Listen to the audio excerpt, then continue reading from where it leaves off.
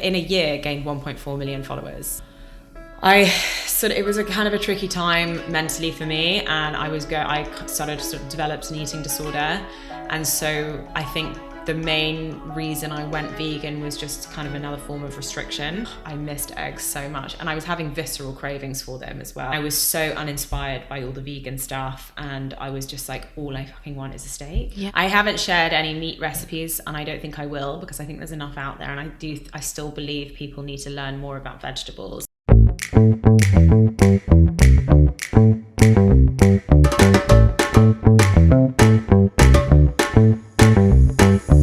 Hey guys, and welcome back to another exciting episode of Catch Ups in My Kitchen with me, Georgia Simmons, host of the podcast. This podcast is about all things food, health and wellness, and today in my kitchen I am joined by Natalia Rudin, who's known on Instagram as Nat's Nourishments, to talk all things food, content creation, becoming a food influencer, going plant-based and then reintroducing animal products into her diet. This is a real foodie feast on all things kind of food. If you live to eat, then this episode is definitely for you. I have followed Natalia for a long time now, but over the last year, she has reached a crazy 1.4 million on Instagram. Her page has just completely skyrocketed because her recipes are so delicious. But I was so intrigued to talk to her about the reintroduction of animal products into her diet, because I do think this is a real thing we are seeing a lot of as people are listening to their bodies more. And I think this is really, really important. And I wanted to talk to her about how her followers felt about it, if she felt any vegan guilt. And I also wanted to talk to her about growing online. I feel like a lot of us are trying to grow online, and it's quite interesting to see the whole behind the scenes on how that happens, how that works, any tips and tricks. And she also shared a few recipe inspirations or how to whip together a really quick and easy, tasty meal if you are short on time. So this is a full foodie episode that I think you will absolutely love. I could have honestly spoken to Natalia for hours and hours about all things food, but we had to kind of keep it to an hour, but it's an amazing episode. But before we get into it, I just wanted to say a huge thank you so much for supporting the podcast. It means the world. We are really seeing a great community growing at Catch Ups in My Kitchen, so thank you. Please keep supporting, sharing, liking, subscribing. Any click with the button makes a huge difference. So thank you so much and enjoy the episode.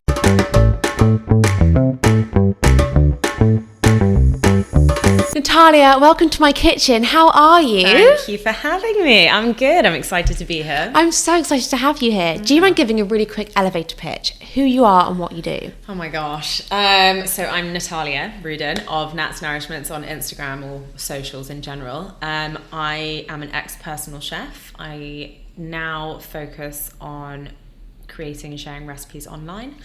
And I guess, yeah, that's amazing. I love your recipes. Thank you. I'm actually trying to think back when I started following you. I used to have a food blog when I was younger called Healthy Habits. It's actually still on Instagram, but I don't have it anymore. I think I've seen it. It was like a few, like 5+ years ago. Yes. I think I remember that name. And I definitely followed you then, but Healthy Habits sadly kind of like stopped because like I just did other things. Out. It did. And you know what as well? Having a food blog under a different name isn't the smartest idea. Like it should have just been like Georgia, whatever. Oh, I have that with Nat's Nourishments. Really? It's so gimmicky. I feel like, ugh. No, I really think it's change great. It to Natalia Rudin, but maybe there's someone already has that domain on Instagram. Oh God, annoying. I messaged Meta and I was like, can you hook me up? Yeah, can you help me out here? I love it. So we have a quick fire round about all things food to kind of kick things off. Mm-hmm. So cook in or eat out? Eat out. Okay, I'm always cook in. I think if you're a food, you're cooking in. I spend my life cooking. That's very true. I like people to cook for me. Yeah, very true. Favourite restaurant in London? Oh, God, that's a difficult one. Can I give top 3? Yes. Okay, top 3 right now would be Zephyr. Yes. Unbelievable. I'm actually going there for lunch today. I'm taking my stepdad for his birthday. Dorian. Haven't been, but really want to go. Phenomenal. So good. Prepared to spend a lot. Yeah. And then my third, oh God, I don't know. I have no idea. Probably something super basic like Zia Lucia, just like, or like Cinquecento, like basic pizza, Yes. really well done, good dough. Amazing. Something really simple, cheap and cheerful. You know what you're getting every time, and you can just walk in. You don't Love have to book. those. Yeah, whereas the fear you have to kind of book. Yeah. And what's your go-to Deliveroo? Go-to Deliveroo. Probably pizza.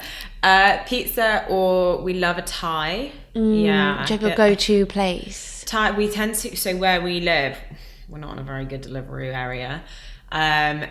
We order from, what's that chain called? Rosa's Thai.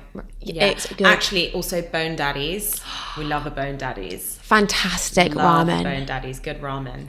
So good. And also yeah. quite comforting to have delivered. Yeah, I agree with that. In summer, it's more Thai, and then in winter, it's Bone Daddies. Yeah, love both of those. Love it.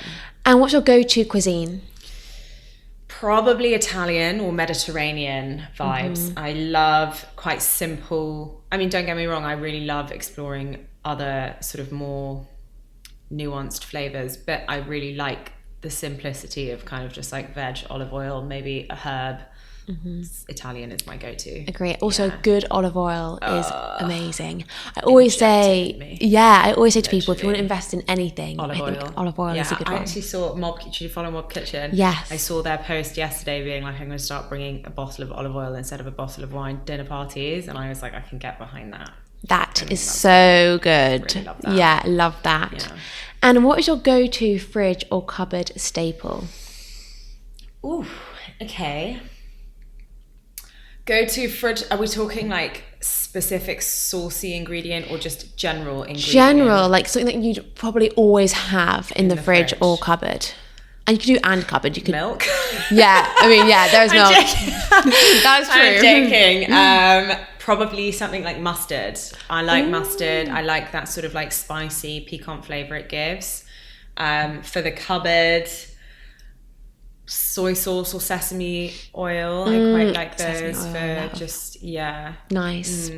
And what was your favourite dish to cook at home? Pasta. Yeah. I actually think you can't beat pasta at home. I actually fully agree with you. Pasta out, for me, it's hit and miss. It's hit and miss, and also it gets a bit samey. Yeah, whereas at home, you can throw in loads of different things and it's not as samey. So true. And also, I agree. I think unless you're going to like a specific, fame-worthy pasta restaurant, they can get it quite wrong. I agree. But I'm with you on that. My worst is pesto pasta out. Never going to be as good as it is at home. I'm with you on that. Yeah. Okay, so I'd like to start right at the beginning, and could you share like your first food memory? So first food memory. I mean, obviously spent my life immediately from the womb eating, but my first proper food memory when I was about 7 years old. I love this story. I have two older brothers, and one of them is a year older than me, and the other one is 9 years older than me. Wow. And when I was 7, I cooked the one who was 9 years older than me an omelette. And he said it was the best omelette he ever made. Whether or not he was just trying to be nice, I don't know. But we'll say that it was the best omelette he ever had. Oh my god! And that was like my first memory of being like, oh my god, I love the kitchen. Yeah. That's really nice. But also, an omelette is actually quite hard. Difficult. I'm not saying we don't know the quality of the omelette, but we'll say it was great. I love that. I absolutely love that. Yeah. So, what was your relationship with food like growing up? I think I was quite a picky eater. Well, from what my mum tells me, I used to be very sort of like beige, proteins, very little veg, like the basics. I'd eat like carrots and broccoli, but like I wasn't very experimental, shall we say. My dad was is a huge foodie, and he was very much he loved going out and exploring, and when we'd go on holidays they would all be planned around certain restaurants and like experiencing culture through food, which I loved and feel so grateful for that experience. And my mum basically cooked us every meal from scratch. Wow. So I was really, really lucky in that sense. So I'd say like I had a really explorative, experimental relationship with food, but even though I was that way, I was still quite picky. So I'd try things, but I'd be like, oh, I don't like it. And then those would sort of come later. I love that. And did you have kind of like family meals all together? Was that quite a big part of your childhood? Yes and no. My dad travelled a lot when we were young, so he wasn't around all the time. We had lots of family meals, like me, my mum and my brothers. My dad wasn't always there, but when he was there, we would always make a big deal of sort of like sitting down and having a meal or going out for supper and going for lunches and stuff like that. So because he was away a lot, when he was home, it would be like make the most of the time and do something special. Yeah, I think it's so nice. Like, it is a coming together moment, and it's so nice to kind of like share food with people. Like, my pet hate is eating alone. I hate it. That's so funny. I absolutely hate it. Even because I hate it so much, I'll then like have my laptop in front of me and I'll be working whilst I eat, which I know is bad because it's all about mindful. But there's nothing worse for me than sitting at a table with a plate of food eating. Like, I just find it so lonely. Yeah, no, I agree. I mean, I think one of the most special things about food is that it brings people together. Definitely. No, for sure. So when kind of food became your full-time job, did you kind of go into like a culinary school or do any kind of food? No. So what did you call it? Didn't. I think I'm really annoying for other people, because a lot of people will come to me and be like, I really want to be a personal chef, or I want to get into food. Like, can you tell me your story? And honestly, I was very lucky, right place, right time, kind of harassed someone into giving me an opportunity. They did, thankfully, and it got the ball rolling for me. I had no professional training. I mean, I've worked in food environments. I worked in the hospitality industry for about 5 years prior, like on and off at uni, after uni, to earn money.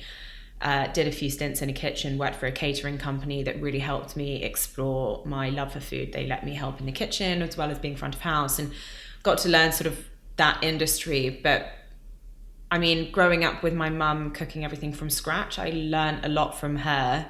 I had a godmother who was Italian who taught me sort of like all of the like nitty gritty, how to fillet a fish and make pasta from scratch, and you know, de-shell a prawn and like things like that, you know. And I think I've been blessed with a lot of travel in my life, and that when I travel to eat. And that kind of taught me a lot of like cooking methods, different ingredients. So I guess I had more life experience than real sort of like culinary professional experience. I love that though. And I think that's really important to highlight, because I don't think you need to have gone to a culinary school or had that professional. I think it depends. Like, my dream was never to work in a sort of high-end kitchen. I never had that MO.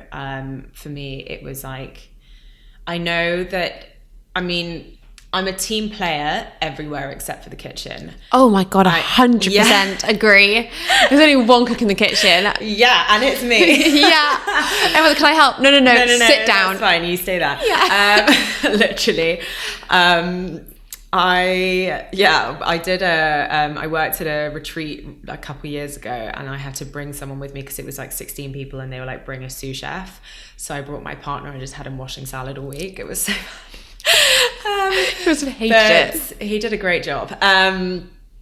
But yeah, so I knew that I would never want to work in a kitchen, because I was like, I just wouldn't be able to do it. And I'd had like small experiences working in the pub and in the kitchen there, and like I just didn't love it. I'd rather have the creative autonomy and stuff. So I knew I was going to be a personal chef. So for me, I think if you want to work in sort of like the high-end Michelin star, then you will need X amount of training. But if you're looking to kind of be a home cook chef, I think there's a lot of leeway, and you can kind of like blag it. Completely agree. And I think this is the difference between cooking and baking as well. So I think the like art of cooking is like splash here, dash there, like be creative and like Very push much boundaries, so. which I love. Yeah.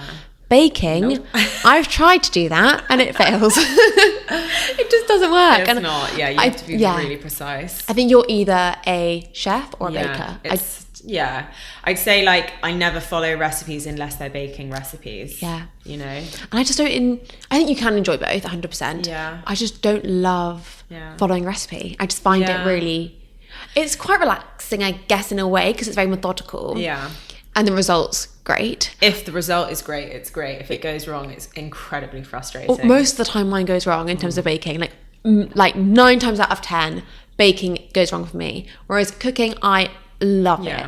But baking, I'm just like, I don't want to follow that recipe. And like, I've literally I want to add this and that. I've made cupcakes that like literally taste of wet sand. And I'm like, oh, that failed again. Like, it just doesn't. But I do agree. I think with cooking, I think you can be a bit more splash dash. And I think it's nice to not have necessarily had that kind of... There's more creative freedom. Yeah, completely. So what would you say is like the best skill or like lesson you've learned through like your experiences?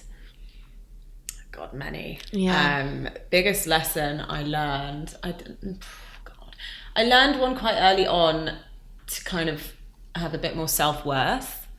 In the end, like, I think given my route to my career, I kind of harassed someone to give me a chance, and was very much sort of having that imposter syndrome of like, I don't have any professional training. I don't really have that much experience as being a personal chef. I've never done it before. So with my first few clients, I would be very much like, oh, you need me to walk the dog? I'll do that. Or you need me to look after the kids? I'll do that. And like, but the wage would never change. And it was quite low at the beginning because I just needed to get into the industry. So I was like, my first ever job, I was earning £250 a week, and I was working Monday to Saturday lunchtime, and like all day long as well, like breakfast, lunch and dinner. So it was, you know, and then a few things happened through no one's fault but my own, of not sort of asserting myself and being, you know, setting boundaries and understanding what my role is. And actually they want me as much as I want them, you know, otherwise I wouldn't be here. And kind of then just learning that, okay, I can charge a little bit more and I can actually say no to that because that's not in my job role. And that was a really big lesson for me early on. I spent a lot of evenings feeling very sorry for myself, being like, oh my God, they're making me do all this stuff. And like, I remember complaining about it to my mum, and she was like, you're making yourself do all this stuff. This is on you. It's not them. They're doing what any normal human being would do, and just taking advantage of a young woman that's trying to make her way in the world. Like, that happens. It's real life. This episode is sponsored by Zuki. If, like me, you're interested in supplements and love to feel your best, then you need to try Zuki's range of liposomal supplements. They have been clinically proven to provide 4 times the amount of absorption compared to conventional supplements, which means you feel the benefits faster. They also come in a delicious single-serve sachet, which means you can look forward to taking your supplements every day. My current favourite is vitamin B12, which tastes just like strawberry. If you're interested in trying Zuki, they have given all catch-up listeners a chance to receive a free taster pack. This includes vitamin C, D, B12, collagen, and turmeric. To receive your free pack, click the link in the show notes. Thank you so much, Zuki, for sponsoring the podcast. Now let's get back to the episode. So that was a good lesson for me. I'd say that's a lesson for everyone, I think, and I've had that as well. I'm actually still on this, where there's an element of like, take what you can to build up your portfolio. Exactly. But then you've got to get the boundaries, and boundaries is the word. And I think you've got to get them in place sooner rather than later for your own sake. Exactly. And make sure you're both on the same page. Absolutely. Whether this is in food or whether this is in any kind of freelance job or self-employed role or starting out or whatever it is you're doing, I think it's so important to have that structure. It is hard. I do think you have to go through the time where it's abused, for sure, because obviously, you know, if I was extremely stubborn and sort of like, well, no, that's not in my job role from the get-go, I might not have gotten more clients, and I might not have had such glowing reviews. And so I do think it's you have to go through it to maybe further yourself a little bit, but knowing that threshold of, okay, I feel a little bit more, my feet are both on the ground in this career now. I can say no to certain things, and I can, you know, charge X amount more. And, you know, I do think it's just like, it's a learning curve that you get through experience, but I think it's a necessary part of the journey. Definitely. So talking of journey, what has your kind of career journey been? Oh God. Career journey. First ever job was fresh out of school, working in Harrods. Lovely. Yeah. I was one of those girls that was like, try it. I was like, yeah, literally working in the apothecary, selling sort of like hair care and skincare. Nice, lovely. And then I worked in lots of bars, restaurants, pubs. And then when I was sort of 24, I would say, 24, I sort of pursued the career as a personal chef, did that for 6 years, went completely full-time Instagram or social media about a year and a half ago now. Okay, amazing. It was in June, no, so like a year, just over a year actually, because I went officially full-time in June last year. Wow. So Yeah. talking of kind of social media and wanting to do that, some people listening might be like, I want to get into social media. It's obviously getting harder and harder and harder. But when did you start thinking, oh, I'm going to focus on Instagram, I'm going to start posting on Instagram? When did the Instagram journey kind of come into things? So the Instagram journey actually began more or less the same time as the personal chefing career. Because I was like, well, I'm going to be making all this great food for people, I might as well document it. But then, as we were kind of talking about earlier, you can't really make food for a client and be like, just hang on a minute so I can get the perfect shot. So it was the account was there, the consistency wasn't. And it would be kind of like, I would work with a client for a month and then I'd come home for a week between my next client, and I'd spend that whole week just boshing out as much content as possible so that I could post it over the course of the next sort of time whilst I was away. And I think, so 6 years being a personal chef, so much fun, so great, loved it. But a lot of my work was abroad, so I wasn't actually in the country. So I wasn't seeing my friends, wasn't seeing my family, I wasn't seeing my partner, and you know, when you come home, you're then so exhausted from work and trying to do Instagram. So like life was just getting very sort of work focused and there was no work-life balance. And I think with all of the constantly changing time zones and stuff like that, my body was starting to get very out of sync. I was having really irregular periods, my skin was really bad, my eating habits were crap, because you eat when you can, you're eating standing up, you're not being very mindful, as you were saying earlier, like when you're watching at the same time, like you're just like stood over the sink eating a piece of toast or ramen noodles because it's like 10 p.m. at night, you haven't eaten since 1, you know, things like that. And it got to a point, I'd say about 2 years ago, where I was coming home after work, like doing a job, and I'd wake up in the middle of the night, no idea where I was, like really confused. I'd look over and my partner would be next to me and I'd think I got into bed with my client. Like I was having really weird experiences that were kind of saying like, okay, maybe you need to figure out a way to be like in one place at least. It doesn't mean you have to change profession. So I reached out to all of my clients that were in the UK and said like, is anyone looking for full-time and I can become like an employee on payroll? A client said yes, started working for them. But at the same time I made that deal, I kind of made this kind of manifestation, shall we say, in my head. And I was just like, I'm going to go full throttle on Instagram, like it's going to happen. So I made the deal with the client in October, made the manifestation in October, and I wasn't due to start with them until I think it was February or March the following year, because I had other clients that I had to fulfill still on old contracts. By the time February came around, I had like 250,000 followers. And starting in October, I had 5,000. In January, I had 5,000 still. Oh my God, hold on. The most rapid This is last succession. year? Yeah, last year. So you had 5,000 followers in the January last year. And 5,000 still roughly in the... I'd say by the end of maybe February, or by mid-February, because I remember it was when I took my partner away for his birthday, I hit 100,000. Wow. It was insane. I gained in a year gained 1.4 million followers, essentially, that or 1.1 insane. million, because I was on 5,000. Yeah, it was crazy. Like it went faster than I could even keep track of.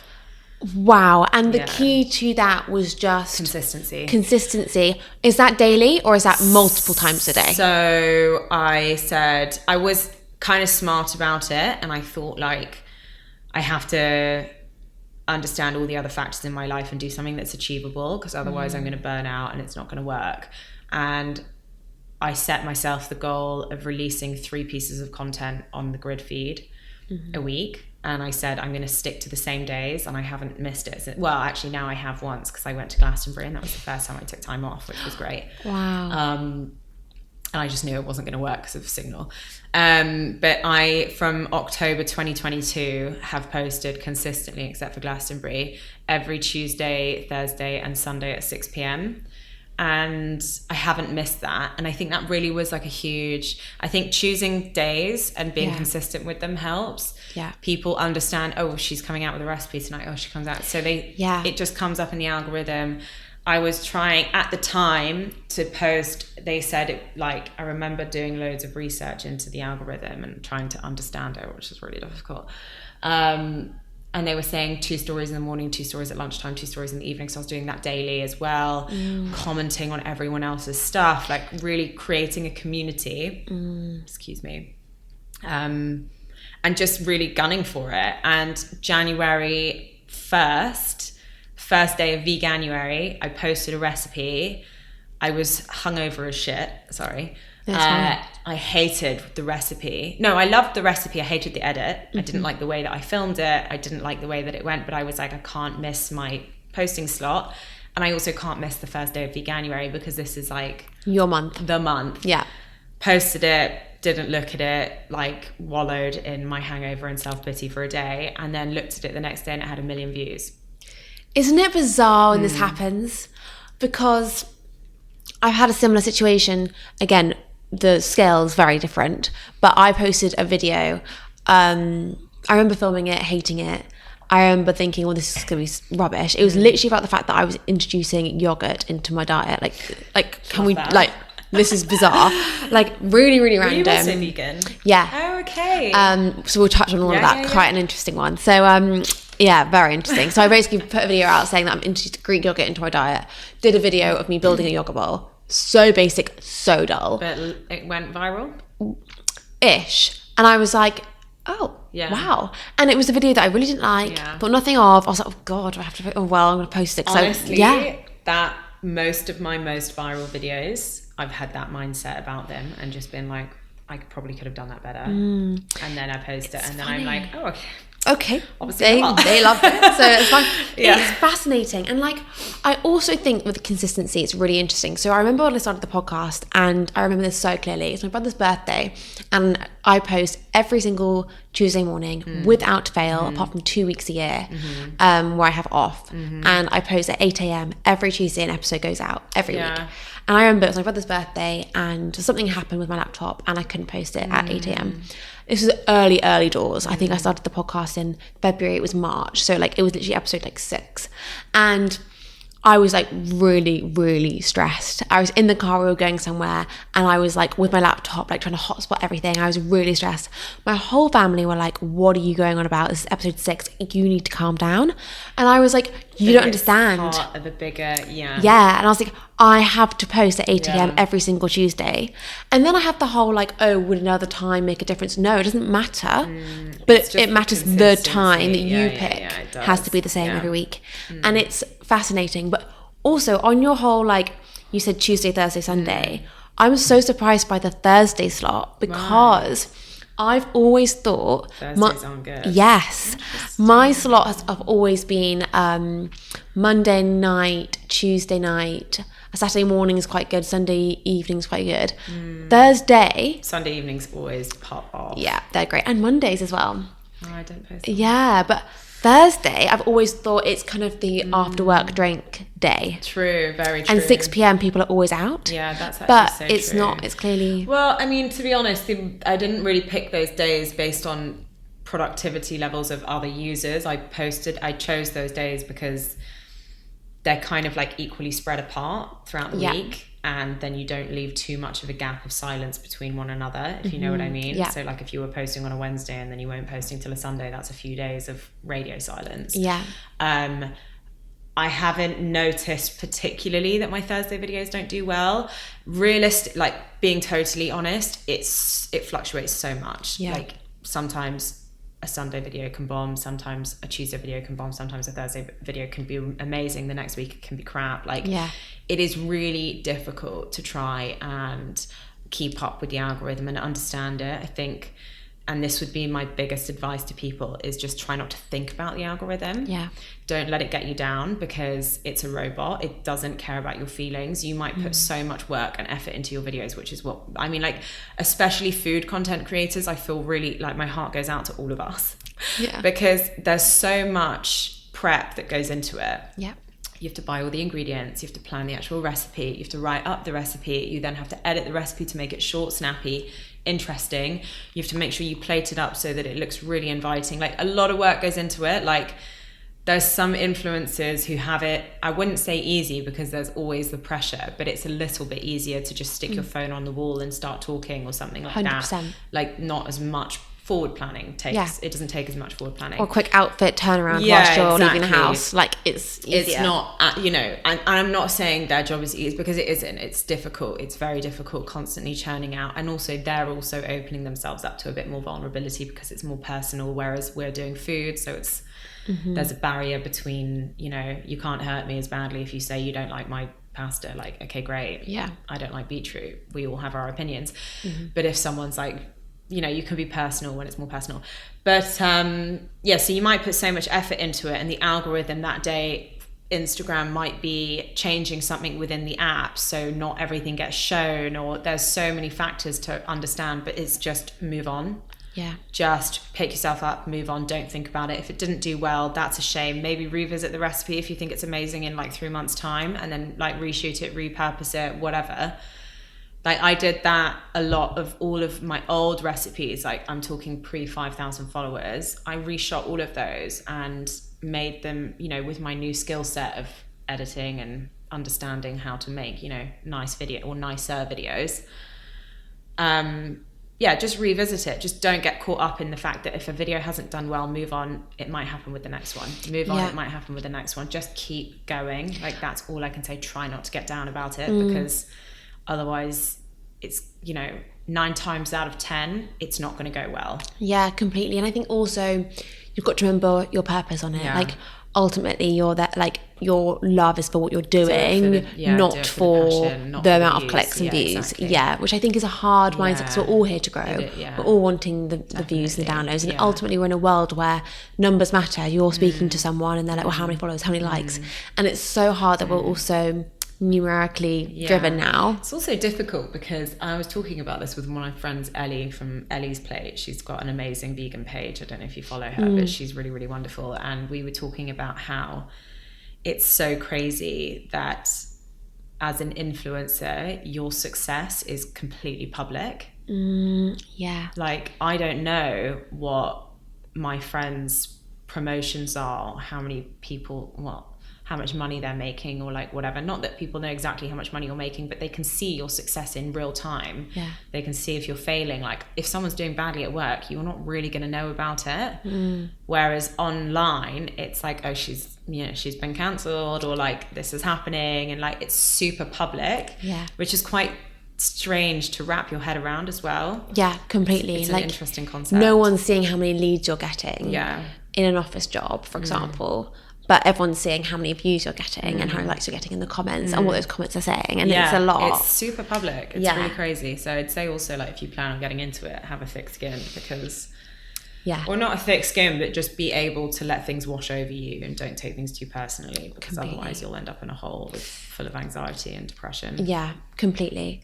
So I want to touch on your journey to plant-based and then your journey to introducing animal products. So why and when did you become plant-based? And was that kind of the focus of a lot of your recipes? I'm guessing were kind of like plant-based recipes, hence like Veganuary is a big month for you and all of that. So yeah, touch on your journey to plant-based.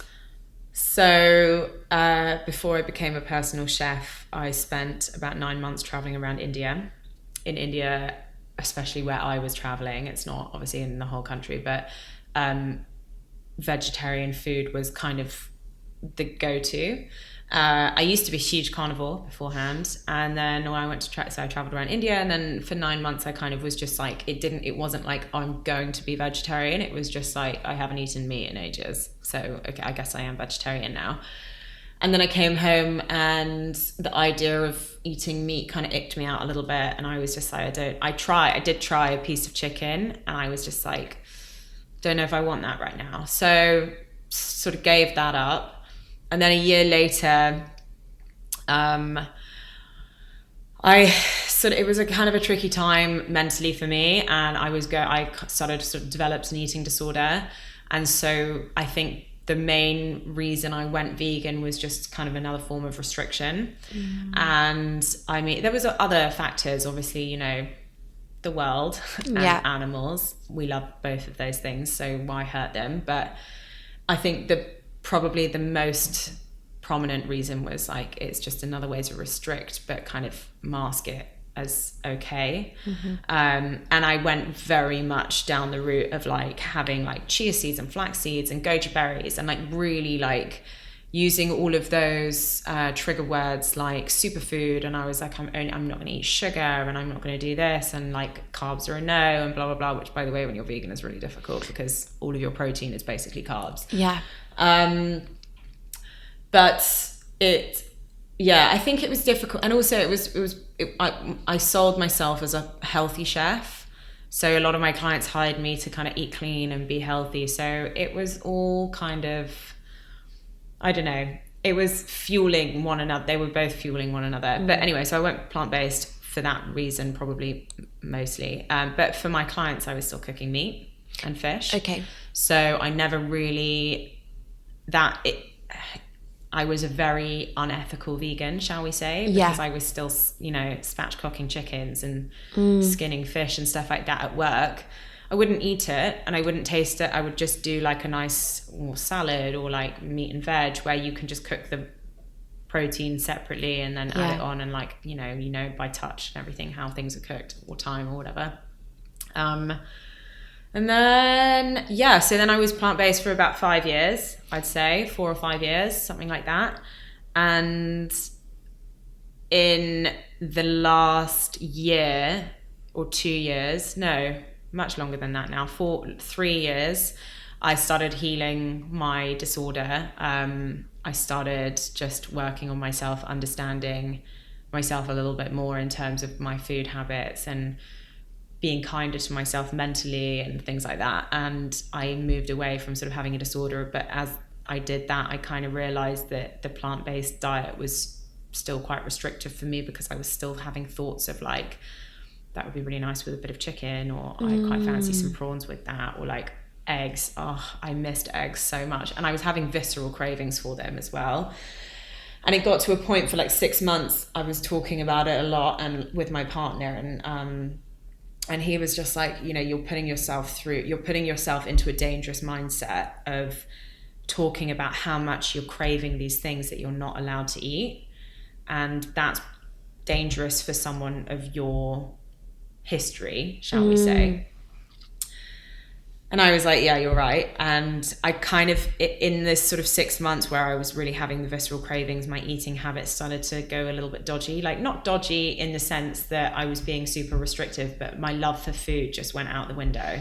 And I was so uninspired by all the vegan stuff. And I was just like, all I fucking want is a steak. Yeah. Like, I know it sounds so bad, but I was like, I just want to eat a fried egg, or I just want a ham and cheese toastie. Like, it was just like this overwhelming sense of I'm not eating. And I live to eat. I don't eat to live. I'm the same. So it was just like my whole love for life was being like sucked away from me.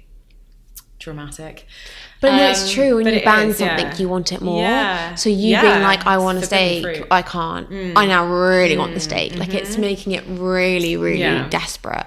And I think, you know, I kind of kidded myself a little bit. I was like, okay, maybe I'll just be vegetarian and I'll eat eggs and cheese and call it a day. And then that changed to being pescatarian. And then I was pescatarian for 2 weeks. And then I was like, you know what, fuck it. Like, I want it, I'm going to have it. Yeah. And it's not like I'm out there eating steak every day. Like, I think I've had steak maybe 3 times since going not vegan, however, like in March or whatever. And I'm still conscious of trying to get the most ethical, sustainable, highest quality products. Doesn't always happen, but I do. It's like a point I'll make, you know? Yeah. And feel happiest and healthiest I've been in a long time. So, you know, mentally and physically, I think the last 6 months physically, I was very tired and weak because I wasn't eating properly, because I was so uninspired and just not interested in food. So I'm not, you know, I think you can thrive off a vegan diet. You absolutely can. I did it for 5 years. And for some people, it's amazing. For me, as growing up as like a huge omnivore, carnivore, and then suddenly cutting everything out without intent either, like I didn't intentionally become vegetarian. It just sort of happened. I think it was just always going to be on the cards that eventually I'd go back, and especially working with meat all the time. And also I was wearing leather, I'm buying leather goods, I didn't check any of my skincare products, so I followed a plant-based diet. I wasn't a vegan, you know.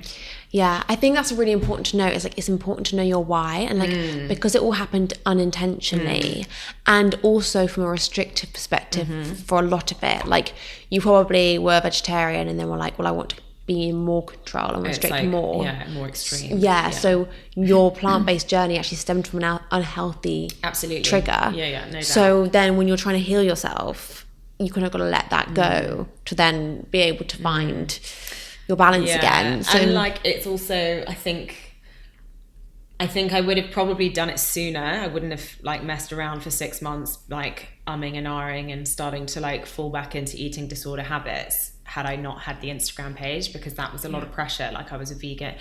Not that I would say my page wasn't like, I didn't have vegan anywhere in my bio or in my name. I wouldn't ever be like, this is a vegan recipe. I did at the very beginning, but like in the last, since I got big, I did like, as I was getting bigger, I didn't. Yeah. They were just, you know, recipes that happened to be plant-based, which was probably doing better anyway, so, because people loved it. Yeah. People at one point, the vegan trigger word was like helping you grow, and then it was actually pulling you back. Yeah, absolutely. But yeah, I think that put a lot of pressure on the situation. And then I was like, can I get away with like doing it in secret? And then I was like, probably not. If someone just sees me like yamming like 6 boxes of chicken selects at McDonald's, they're going to be like, hang on. Wait a minute. I just saw your butterbean curry. So how was that process of speaking about it on Instagram? Because for a while, were you eating it and then... No, I was honest pretty straight up from the get-go. I kind of just thought like, you know, I have obviously, so with Instagram, your grid feed is for everyone. Your stories is for your kind of like community, the people who are really interested in seeing your life or knowing more about you. So I kind of just took to stories and explained the situation. And I was like, listen, I'm having all these cravings. I think I'm going to start eating animal products again. If I do you want to see that? Or do you not? So I put it to them and I was like, if you want to see it, I will share it happily. If you don't want to see it, then I obviously won't. Yeah. Most of the response was, didn't even realize you were vegan. Oh, wow. Yeah, a lot of people were like... Interesting. Yeah, so I had the poll and I think it was like 24% said they didn't want to see it. And then the rest said like, we'd love to see it. So I was like, okay, that's quite a bit. If it was 50-50, then I maybe would have been a bit more cautious. But it was quite, you know, there was a vast difference. So yeah, most people either didn't care, were happy, were like, yeah, whatever, I'm an omnivore myself, like looking forward to seeing how you use fish and etc. I haven't shared any meat recipes and I don't think I will, because I think there's enough out there, and I still believe people need to learn more about vegetables, and you know, that's always going to be my main focus. I do fish, I do cheese, I do eggs, but I don't think I'll do meat. I mean, never say never, but at this moment in time, that's how I feel. So yeah, and then I eventually, when I knew I was going to start sharing it to my main feed, I put up a recipe that was just like a bean recipe, classic. And the voiceover was like, I'm going through a life change. I've started introducing animal products into my diet. So you will start seeing like X, Y, and Z on my page, just like giving you a heads up. If you don't want to see it, I totally understand, and feel free to, you know, depart, whatever. Yeah. And then, you know, obviously there you got quite a few messages, and it like mostly love, like most people being like congratulations. And I explained it in the caption, like, I went vegan stemmed from an eating disorder, and that's one of the main reasons I'm going back, is because I can't be living a restrictive lifestyle. It's detrimental to my mental health, and to be kind of and like explain, like, it's not like I'm going to be eating steak every day, like, just softening the blow as much as I can, but explaining like the truth. And some people were like, congrats. Loads of people were like, I can completely relate. I went vegan because I had an eating disorder, and I've started doing this and this and this, and it's helped me so much. And it opened a space for a new community, which was really lovely. Yeah. And like, it's nice to know that you're not alone, obviously, and misery loves company. So not that I was miserable, but it was like, I'm going through this change, and loads of people are doing it, have done it, or we're going through it at the same time. That was really nice. Really nice. And then some people were like, you fucking merge, like, yeah, you've always got those warriors. I don't need the extremists. Like, no. My food has and always will be for everyone, not just a certain group. I don't want to be exclusive. I want to always be inclusive. I want it to be for everyone. I want it to be achievable, attainable, delicious, just get people cooking. So if you're extreme and that's your point of view, that's totally fair enough, and that's your MO, but it's not mine. So if we're like, that's fine. We don't have to get along, and you don't have to follow me. There has been a massive movement of plant-based. I think the whole plant-based trend went so far that it then became unhealthy, because the alternatives crowded the market, and the healthy burgers, which is just not a thing, highly processed, everyone became like than the natural product, and everyone was like, actually, I don't like this anymore. So I think the plant-based trend actually pushed people who were core plant-based people at their heart away from it, because the healthiness wasn't healthy anymore. So there's been a massive movement to people introducing things. Like, there's some pages that really promote like whole food plant-based diets, and I will always champion them, because I just think there's absolutely nothing you can say that's wrong with that. As we were talking about earlier, everyone is unique and everyone is different, and we all have different needs based on socioeconomic or personal or mental or physical. And yes, one diet may seem to fit all, but we're all different. We're all going through our own journey. And I think like, it's great to be a crusader, but it can also turn people in the opposite direction. Just do you, I'll do me. Let's just relax. Completely. I'm not judging you based on your choices. You don't have to judge me based on mine. We're all just trying to do our best out here. Completely. Yeah. So where are you at the moment? So for example, we got a coffee earlier and you had oat milk. So where are you at? Real milk gives me the ick. Yeah. I icky. Just believe that, like, okay, my personal opinion is that I don't think we should be eating dairy, as in fresh dairy, as in milk. It's just gross. Yogurts, I think it's different. It's processed in a different way, but fresh milk, I'm a bit like, ooh, like, I'm not sure how I feel about it. Yeah. And how often do you have meat or fish or eggs?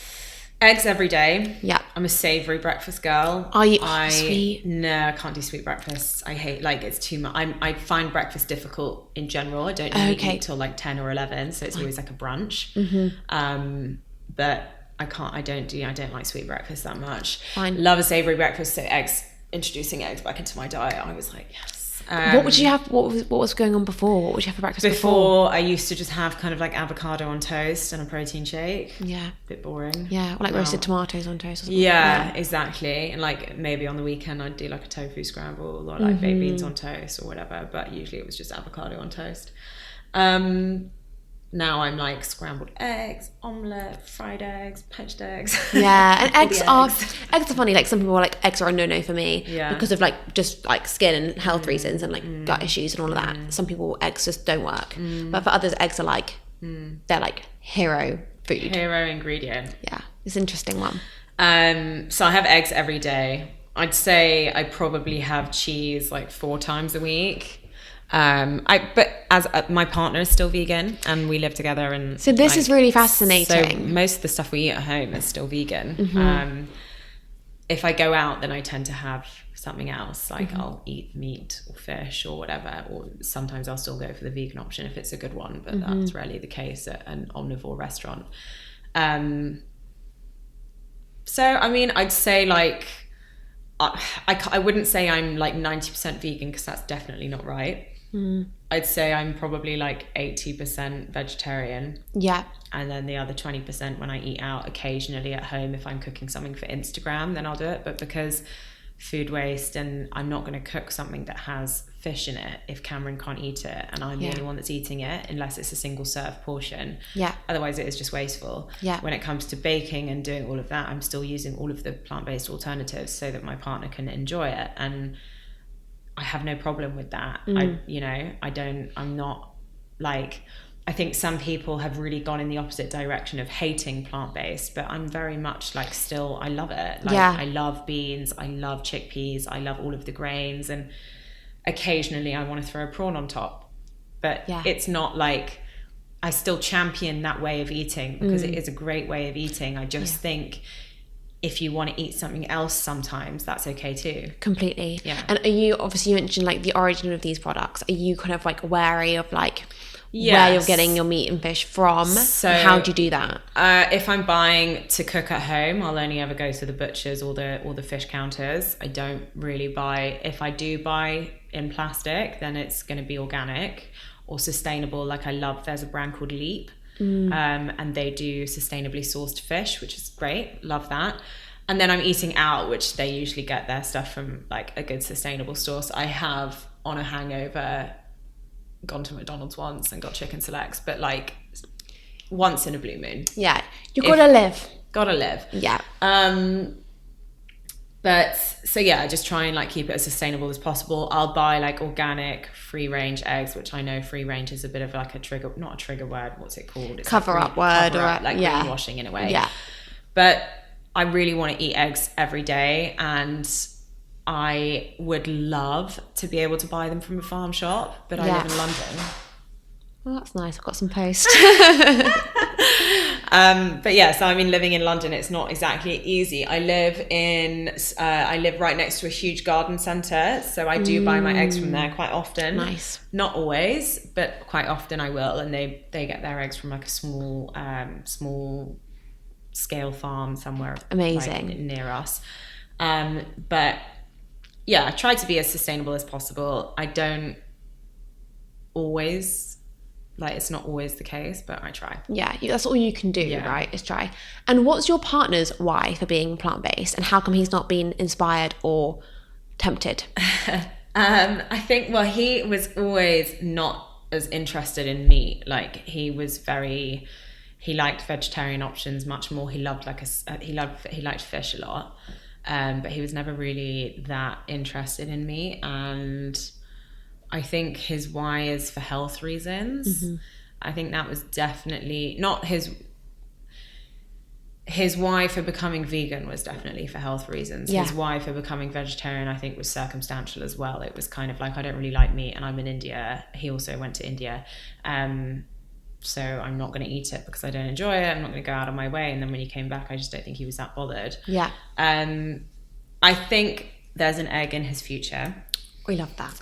But I think it would have to be very circumstantial. Like, last year we did a road trip around sort of like Italy and France, and we were in like really, really rural areas that were sort of like little trattorias on the side of the road, which was like a little shoebox of a room with 3 tables and a nonna cooking. And it was awkward because we were like, we don't eat cheese, we don't eat meat. We were in Tuscany where like it's quite meat heavy, and we were just having to ask them to specially make us penne pomodoro because that was the only thing we could eat. And I think if we were in a situation like that, he might have a bit more leeway and have the fresh pasta that has egg in it, just with like a tomato, like, you know. Yeah. But I don't think he'll like actively be like, okay, let's.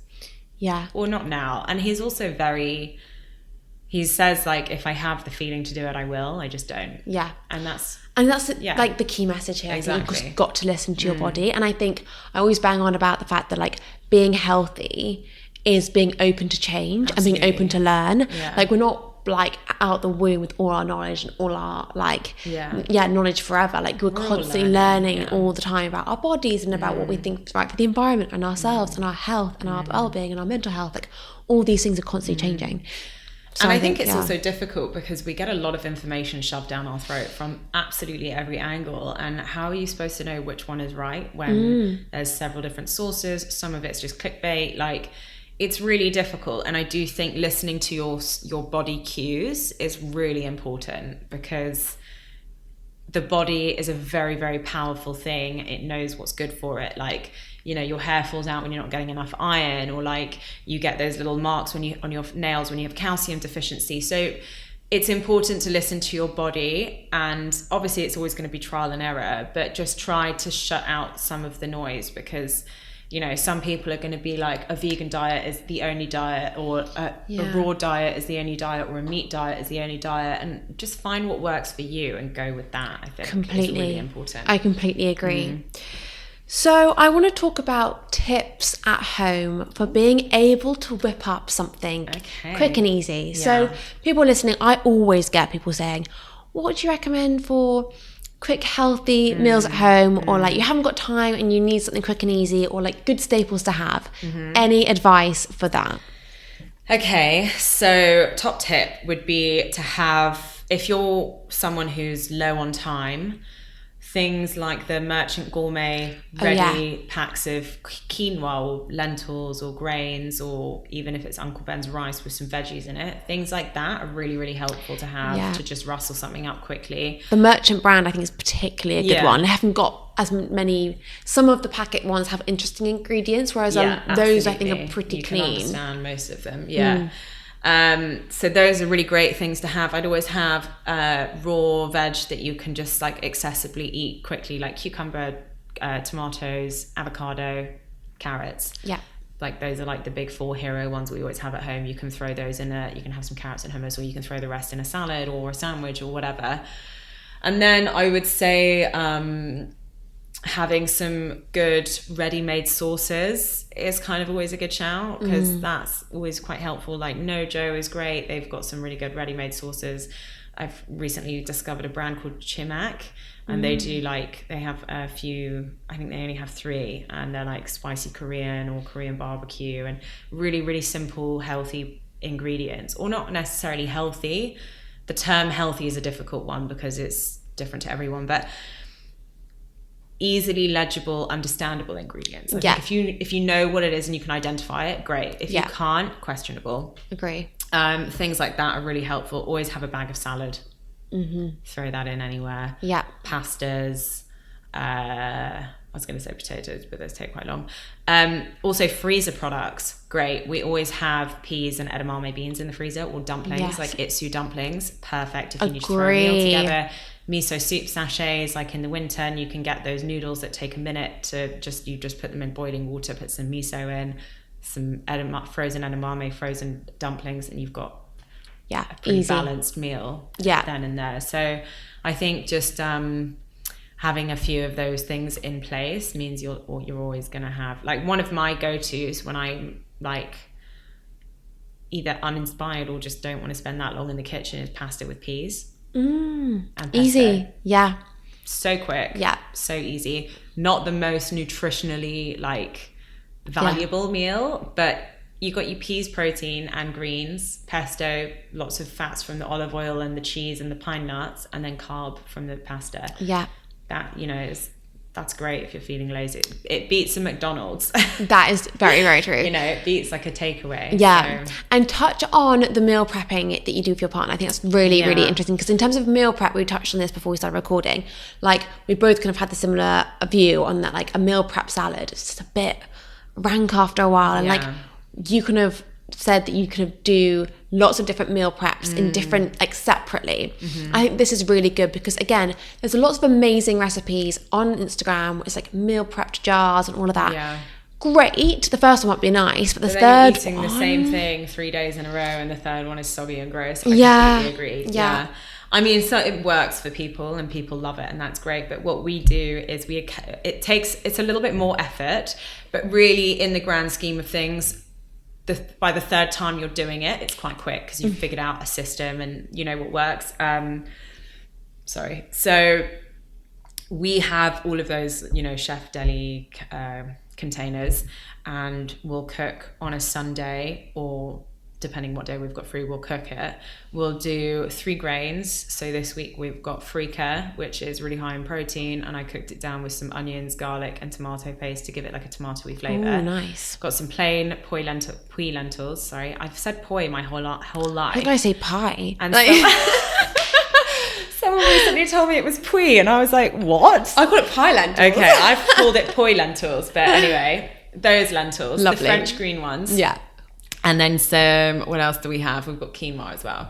So those are our choice of 3 this week. You can do rice, you can do buckwheat, you can do like red rice, black rice, whatever, couscous, whatever. I'd always try and make it kind of like of a higher nutritional value. So things like quinoa is quite high in protein and stuff like that.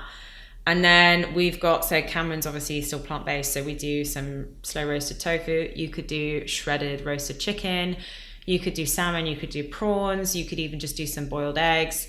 And then we've got some chickpeas, and these are all in separate containers. And then there's salad, and then there's blanched broccoli, blanched edamame, which just means that we quickly boil it and then shove it in ice water, because there's nothing worse than grey vegetables. So when you put it in water, it retains the green colour days after. So it's in the fridge in water? No. So you cook it, put it in ice water so it completely stops the cooking process, and then drain it and dry it and pack it. Fine. And it will stay bright green. Amazing. Yeah. It's a great tip if you're doing salads, prepping the day ahead for like a dinner party or something. So we'll do like tender stem broccoli, edamame beans, roasted sweet potato, roasted courgette, roasted cauliflower, whatever you've got on hand. Try and have like 3 or 4 different of the veg, and then 2 different types of salads. So we love sweet gem. We also love rocket. Those are usually the 2 we have on rotation. And then you just make 3 or 4 different salad dressings. We'll often do like a Caesar style, or like a smoky chipotle one, or a classic French vinaigrette. And you just have those in the fridge, and then every morning, I don't do it because I'm always cooking for Instagram, so I eat what I cook, but Cameron is going to work, and sometimes what I make he can't eat, or he doesn't want to eat, or whatever. And so every morning before he goes to work, he will just build a salad and use different components. How great. Sometimes he's not using the same one, so he's having diversity in his diet, which is one of the most important things you can do for your health. They say you should eat 30 different plants a week, so he's getting a few different, it's variation and color, and it's different. It's not soggy because every component is on its own, so there's no salad dressing to make it soggy. We store the salad leaves in airtight containers with paper towel in, and that helps the freshness retain its freshness for longer, because the paper towel soaks up any moisture, which is what makes it go bad. So yeah, we do that, and it's only a recent thing we've started doing, but it's going really well, and he loves it, and I love when he's happy. So that is a really good advice though, and I think it sounds a lot, but it's actually really easy. And once you start it, it's quick and easy. Like, you cook all the grains at once. They usually all take about the same amount of time. Broccoli and stuff like that, just get yourself a big slotted spoon. You can blanch the broccoli, spoon it out, keep that hot water, and then blanch the same thing in there. It takes 5-10 minutes in total to do all of that. It's not long at all. And then once you know your salad dressings, you could even pre-buy them if you want to cut that element out, or you can pre-buy, like I was saying earlier, the Merchant Gourmet. And then you've just got different components to build something different and exciting. And it's, if you live to eat, you want to eat well. You want to eat exciting. You don't want to be eating the cold noodle salad that you made on Monday on Thursday. No way. That's no. Like, food is joy, and like if your day is going badly, like at least you've got a nice lunch to look forward to, a nice dinner, and it's easy and it's quick and it stops you. And it's also going to fuel you as well. Like it's important to understand like what you put in your body is a huge part in how you feel. Completely. So completely agree. Yeah. I feel like we could literally just keep talking about food all day long, but I do have to wrap it up, and we've got a final question. Okay. I asked this to everyone, and I love hearing people's answers, and it's, what would your last meal be? Starter, main course, dessert. Right now, what would it be? That's a tricky one. Okay, bread and butter would be on the table for sure. Okay, right. That's just like a little, that's just there. Yeah. Like good butter. What bread? Come Good on, we need bread. the details. Oh my God. Like maybe like a very, very good sourdough or baguette or like an olive bread. Oh, lovely. Yeah. Yeah. And like good salted butter. Heaven. And like enough butter so that when you spread it on the bread and bite into it, there's teeth marks. Yes. Essential. I'm loving the details now. And then starter, I think, would be either like, I know this is quite rogue, but like a steak tartare or like a prawns pil, which is prawns cooked in garlic and olive oil and chili and loads of parsley, and you eat the prawns and then you wipe up the oil with bread, and it's sensational. Amazing. Okay, it's a good starter. And then main course would have to be some sort of pasta probably, or like an aubergine parmigiana. Love. Some sort of pasta. I like maybe even pesto pasta, because when it's done Homemade, well, it's done or really like well. a really good chunky pesto. I know that's so basic, but pasta makes me really happy. Yeah. And then my dessert would be either baklava, Yes. or a good creme brulee. Sensational. I agree. That sounds heaven. Natalia, thank you so much for joining me in my kitchen. It's been great. I literally feel like we could just keep talking. I know. But it's been amazing. Thank you so much. Your recipes are fantastic. Thank you very much. If anyone doesn't follow, like, what are you doing? Follow now. So yeah, thank you so much for joining me. Thanks for having me.